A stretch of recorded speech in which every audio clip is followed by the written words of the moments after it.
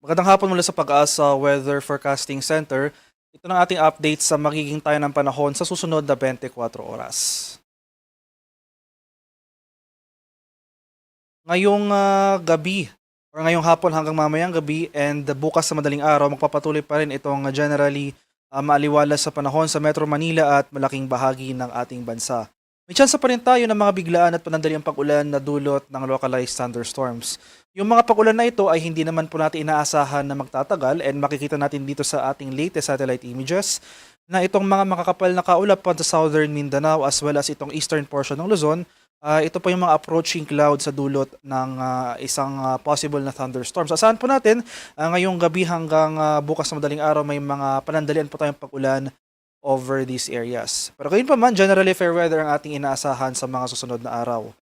At patuloy yung ating pag-monitor sa bagyo na nasa labas ng ating Philippine Area of Responsibility.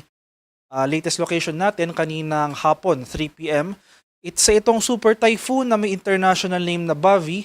Huling namataan sa layong 2,845 kilometers silangan ng Eastern Visayas. May taglay itong lakas ng hangin na malapit sa gitna na umaabot ng 205 kilometers per hour at pagbugso na umaabot ng 250 kilometers per hour. Sa kasalukuyan, gumagalaw ito ng pakanluran sa bilis na 10 kilometers per hour. So ngayong araw hanggang Tuesday wala po itong magiging epekto sa magiging lagay ng ating panahon as well as yung sea condition ng ating bansa.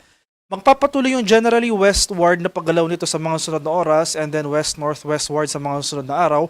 Posible itong pumasok ng ating Philippine Area of Responsibility by Wednesday na kung saan pagpasok ng ating part, posibleng mag-issue na agad po tayo ng tropical cyclone wind signals or signal number 1 dito sa northern and eastern portions ng northern Luzon.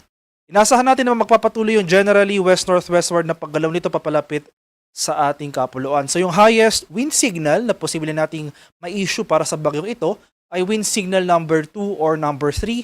Hindi natin inaalis yung posibilidad ng signal number 4 dito sa area ng Batanes. So less likely man na maglandfall itong bagyo na ito, posible itong mag-close approach or bahagyang lumapit sa area ng extreme northern Luzon. So saan po natin possible sa mga susunod na araw itong mga malalakas sa bugso ng hangin, posibleng mapaminsalang hangin, especially dito sa area ng extreme northern Luzon. Meanwhile, for Metro Manila at malaking bahagi ng ating bansa, towards the end of next week, yung mas magiging concern naman natin ay yung malakas na habagat, yung epekto ng ating southwest monsoon ay magpapaulan dito sa malaking bahagi ng Metro Manila as well as itong western section ng Luzon, Visayas, and Mindanao. At ito po yung ating magiging lagay ng panahon bukas ito sa Luzon. So tulad ngayong araw for Metro Manila and most of Luzon, wala naman tayo inaasahang mga sustain o yung mga tuloy-tuloy na pag-ulan. So generally fair weather, maaliwalas sa panahon, may tsansa pa rin ng mga isolated rain showers or localized thunderstorms. Sa bahagi naman ng Palawan, Visayas at sa Mindanao, tulad sa Luzon po, wala pong magiging epekto. Muli, wala pang epekto itong super typhoon sa labas ng ating par by tomorrow. Easterlies pa rin yung ating magiging dominanteng weather system. So asahan pa rin natin itong mainit at malinsangang panahon for Palawan, Visayas and Mindanao. Magdala pa rin tayo ng pananggalang sa ulan dahil nandiyan pa rin yung mga tsansa ng localized thunderstorms. Sa kalagayan ng ating karagatan or sa ating sea condition for the next 24 hours, so as of now, wala pa naman tayong nakataas na gale warning. And for the next 24 hours, banayad hanggang sa katamtamang pag-alon ang mararanasan sa malaking bahagi ng ating bansa. Pero dahil nga sa papalapit na bagyong Bavi, itong super typhoon na ito posibleng magdulot ng katamtaman hanggang sa maalong karagatan dito sa eastern seaboards ng Luzon at Visayas sa mga susunod na araw. So prior to its approach over extreme northern Luzon area ay posible po tayong mag-issue ng gale warning in the coming days.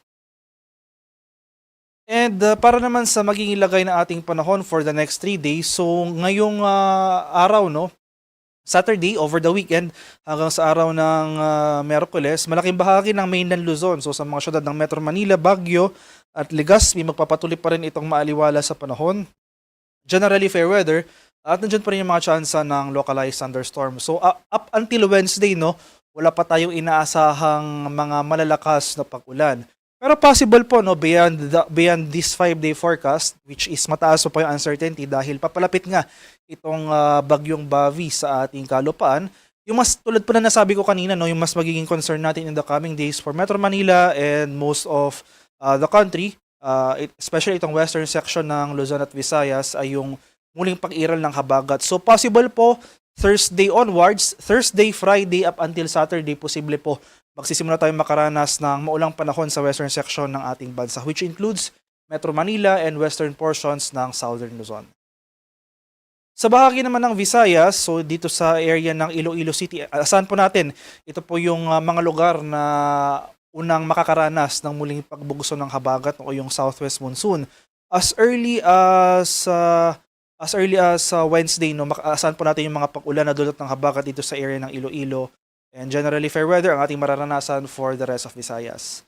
Sa bahagi naman ng Mindanao, inaasahan po natin itong kanlurang bahagi ng Mindanao, particular na sa Zamboanga Peninsula sa araw ng Miyerkules.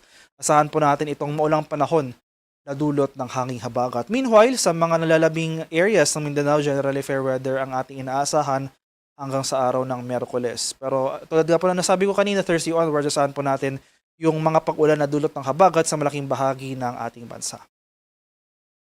At ang haring araw sa Kamaynilaan ay lulubog mamayang 6:30 ng hapon at sisikat naman bukas sa ganap na 5:32 ng umaga.